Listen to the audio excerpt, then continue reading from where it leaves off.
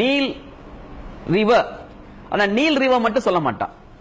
நீங்க கொஞ்சம் நல்லா ஆராய்ச்சி பண்ணி அதை கொஞ்சம் தொடர்பு படுத்தி பார்த்திருந்தீங்கன்னா அவன் என்ன சொல்லுவான்னா த ப்ளூ நீல் ரிவர்னுவான். The blue Nile river. நீங்க வேணா தேடி பாருங்க, அப்படிதான் இருக்கும். த ப்ளூ நீல் ரிவர்னுவான். ப்ளூ என்ற சொல்ல பயன்படுத்துவான், நீலம் என்ற சொல்ல பயன்படுத்துவான். நீங்க நைல எழுதுகிற பொழுது எப்படி எழுதுவாங்க? NILE. NILE அதான் நைல். LINE. இது ஆங்கிலத்தில் சொல்லும் போது நைல்ன்றான். ஆனா சில வேளை நீல் என்று சொல்லுவாங்க அத. ஆனா உண்மையான உச்சரிப்பு எப்படி வரும்? இது NI நீ LE ல நீல.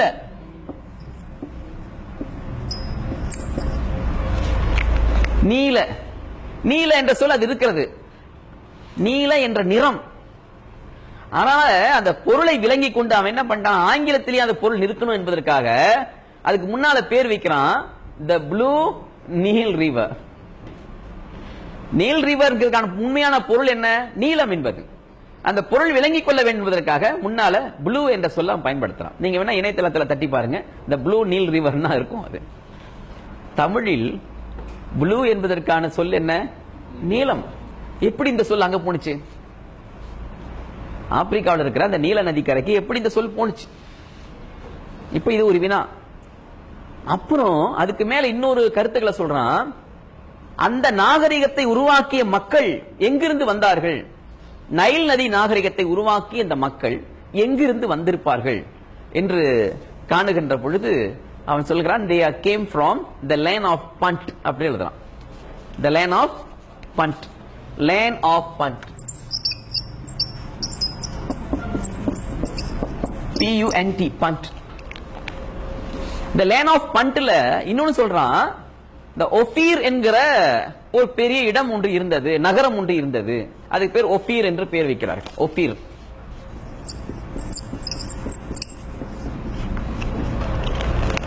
இப்ப இணையதளத்தில் பல ஆராய்ச்சி.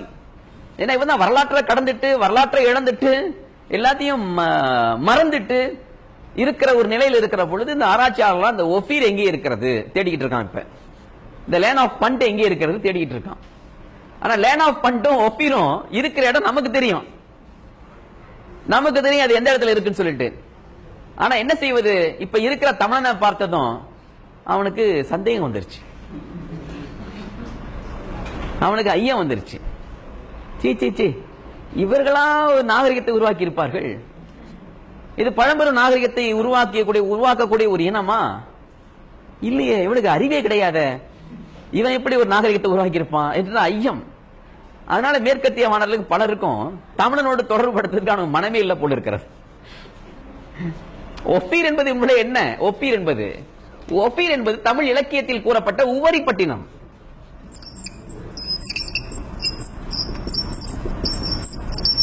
உவரி பட்டினம். உவரி என்ற ஊர் அது. உவரினா ஏன் அதுக்கு உவரி என்று பெயர் வைத்தார்கள்? உவர்னா என்னங்கய்யா? உப்பு, உவர்ப்பு. கடற்கரை ஓரத்துல உப்பளம் நிறைந்த ஒரு பட்டினமா அது இருந்திருக்கிறது. உப்பு உவர்க்கும். எனவே அந்த உப்பை எடுக்கக்கூடிய அல்லது உப்பளம் நிறைந்த ஒரு ஊராக அது இருந்திருக்கும். அந்த தொழில் அங்கு நடத்தப்பட்டிருக்கிறது. எனவே அதற்கு உவரி பட்டினம் என்று பெயர் வைத்திருக்கிறான். இந்த உவரி என்ற சொல் தான் கிரேக்கர்களோடும் அந்த மேற்கத்திய மாணவர்களோடும் தொடர்புபடுகிற பொழுது அவன் தான் தமிழ் சொற்கள் அப்படி திரித்து கொண்டானே. அந்நிய அயல் இனங்களுக்கு நம்முடைய மொழி இயல்பான நடையில வராது இல்லையா?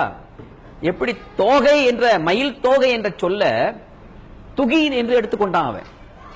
மயில் தோகை என்ற அருந்தமிழ் சொல்ல நீங்க கிரேக்கத்திலையும் மற்றும் இப்ரு மொழியிலையும் நீங்க பாத்தீங்கன்னா அது எப்படி இருக்கும்னா துகி அப்படின்னு இருக்கும். அதே போல இஞ்சி எப்படி இருக்கும்? இஞ்சுன்னா இருஞ்சுதல், நீரை உறிஞ்சுதல். நீரை உறிஞ்சுவதான் இஞ்சு. இஞ்சுதல் இல்ல நீரை உறிஞ்சுறது. என்ன? நீ இஞ்சி சாப்பிட்டா என்ன? நம்ம உடல்ல நீர் கோத்து இருந்தா அந்த நீரை உறிஞ்சி எடுத்துரும். இஞ்சியுடைய மிகப்பெரிய மருத்துவ குணம் அது. இஞ்சிக்கு தோல்ல நஞ்சுன்னு சொல்லுவான். தோலை சீவி எடுத்துட்டு அத கரண்டி எடுத்துட்டு இஞ்சை இடிச்சு நல்லா நீர்ல ஊற போட்டு இல்லைங்களா, நீங்க அதை குடிச்சீங்கன்னா உங்க உடம்புல கோர்த்து இருக்கிற நீரை அது உறிஞ்சி எடுத்துரும். தடுமன் பிடித்து தான் இஞ்சி தண்ணி குடிப்பாங்க இன்றைக்கும். அதுக்கு பேர் இஞ்சு. ஏன் இஞ்சுன்னு பேரு? அது இருஞ்சும் உரியும். இந்த இஞ்சு மேல்நாட்டுக்காரன் இல்ல, தமிழகிட்ட பார்த்து தான் கொண்டு போனான். எனவே தமிழகிட்ட இஞ்சி இருந்தனால அவன் மொழியில இஞ்சி என்ற சொல் கிடையாது. இங்கு வந்து பார்த்தா இஞ்சின்னு இருந்தது. இஞ்சி எதுல இருந்தது? இஞ்சி வேராக இருந்தது. இஞ்சி வேர், இஞ்சி வேர், இஞ்சி வேர், ஜிஞ்சி வேர், ஜிஞ்சி பேர், ஜிஞ்சி பேர் ஆயிருச்சு. இப்ப ஜிஞ்சி பீர் ஆயிருச்சு.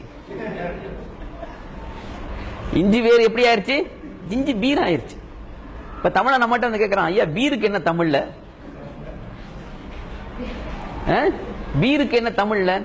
அப்ப நான் சொன்னேன், இஞ்சி வேர் என்ற அருந்தமிழ் சொல்ல அவன் வேற பேராக்கி வேற பீராக்கிட்டான் இல்லைங்களா? நீ பீர பிடிச்சுக்கிட்டு தமிழ்ல என்னன்னு கேக்குற? வேணா வேரி நீர் என்று சொல். வெறி நீர் ஒன்று குடிச்சா வெறி வரும். போதை தருகிற நீர் வெறி நீர். மது என்பது வெறி நீர். லிக், அந்த லிக்குன்னு சொல்றாங்க, லிக்கு, அதெல்லாம் வெறி நீர். ஆல்கஹால் வெறி நீர். ஆல்கஹாலுக்கு தமிழ்ல இன்னொரு பேர் தெரியுங்களா? வெறியம். ஆல்கஹால் என்று சொல் இருக்கு இல்லையா, அதுக்கு தமிழ்ல உள்ள தூய தமிழ் சொல் என்ன தெரியுமா? வெறியம் என்பது.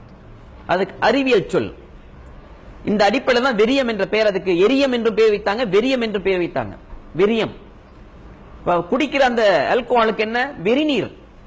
ஆனா இது வேர்ல செய்யப்பட்டது, இஞ்சி வேர்ல செய்யப்பட்டது. அது பீர் ஆயிருச்சு. அப்ப ஜிஞ்ச என்ற சொல் எப்படி போனுச்சு? இங்கிருந்து போனது. அதுபோல பல சொற்கள் நம்மிடம் வந்து அவன் போயிருக்கிறது. அப்படி போன ஒரு சொல் தான் இந்த இஞ்சி என்பது, இந்த தோகை என்பது. அதே போல சந்தனம் என்பது தூய செந்தமிழ் சொல். சந்தனம், சந்தனம் என்பது மலாயில செண்டானா என்று விளங்குகிறது, ஆங்கிலத்தில் சாண்டல் என்று விளங்குகிறது இல்லைங்களா? இப்படி பல சொற்கள் தமிழிலிருந்து போனது. அப்படி போன ஊர் பெயர்களும் போயின. அந்த ஊர் பெயர் தான் இந்த ஒபீர். இடப்பெயர்கள் மட்டுமல்ல, எத்தனையோ தமிழரிடமிருந்து அவர்கள் கற்றுக்கொண்டது. மொழியை எடுத்துக்கொண்டார்கள், நாகரிகத்தை எடுத்துக்கொண்டார்கள், கலைகளை எடுத்துக்கொண்டார்கள், இசையை எடுத்துக்கொண்டார்கள். நான் உங்களுக்கு ஒரு கட்டுரை கொண்டு வந்திருக்கேன், உங்களுக்கு கொடுக்க போறேன். இசையை பற்றிய குறிப்புகள் அடங்கிய ஒரு கட்டுரை அனைவருக்கும் தருகின்றேன் இல்லைங்களா? இசை எடுத்துக்கொண்டார்கள், சான்று இருக்கு. இசை எப்படி எடுத்துக்கிட்டான் சான்று இருக்கு.